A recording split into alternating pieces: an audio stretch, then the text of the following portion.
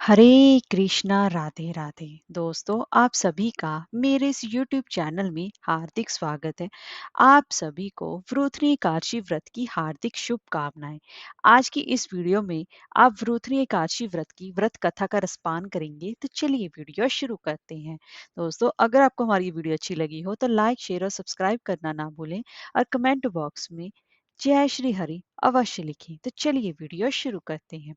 एक बार धर्मराज युधिष्ठिर जी बोले कि हे कृष्ण भगवान, वैशाख मास के कृष्ण पक्ष की एकादशी का क्या नाम है, उसकी विधि क्या है, तथा उसके करने से क्या फल की प्राप्ति होती है।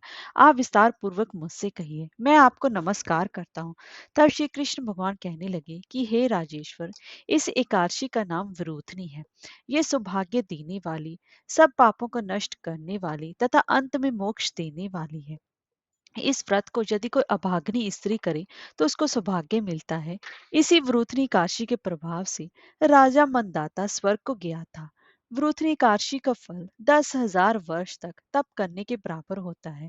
कुरुक्षेत्र में सूर्य ग्रहण के समय एक मन स्वर्ण दान करने से जो फल प्राप्त होता है, वही फल वृथनी काशी के व्रत करने से मिलता है।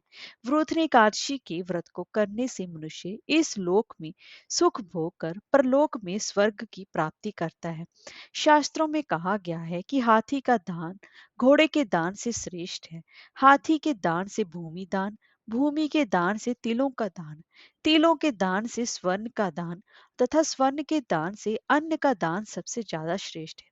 अन्न दान के बराबर कोई दान नहीं है। अन्न दान से देवता, पितर और मनुष्य भी तीनों तृप्त हो जाते हैं। शास्त्रों में इसको कन्यादान के बराबर माना गया है।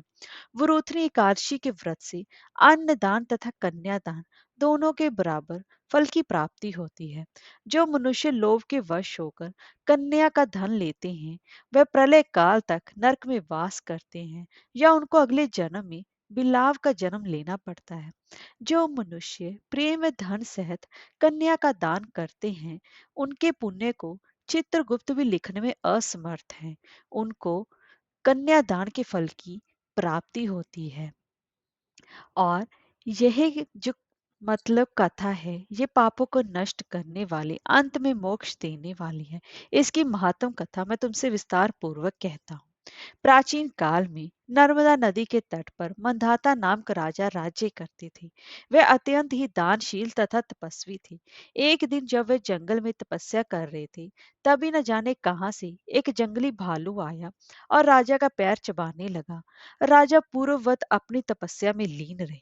कुछ देर बाद पैर चबाते चबाते भालू राजा को घसीट कर पास के ही जंगल में ले गया। राजा बहुत घबराया, मगर तापस धर्म अनुकूल उसने क्रोध और हिंसा ना करके भगवान विष्णु जी से प्रार्थना की। करुण भाव से भगवान विष्णु जी को पुकारा। उसकी पुकार सुनकर भगवान श्री हरि विष्णु जी प्रकट हुए और उन्होंने चक्कर से भालू को मार डाला। राजा का पैर भालू पहले ही खा चुका था। इससे राजा बहुत ही ज्यादा दुखी हुए।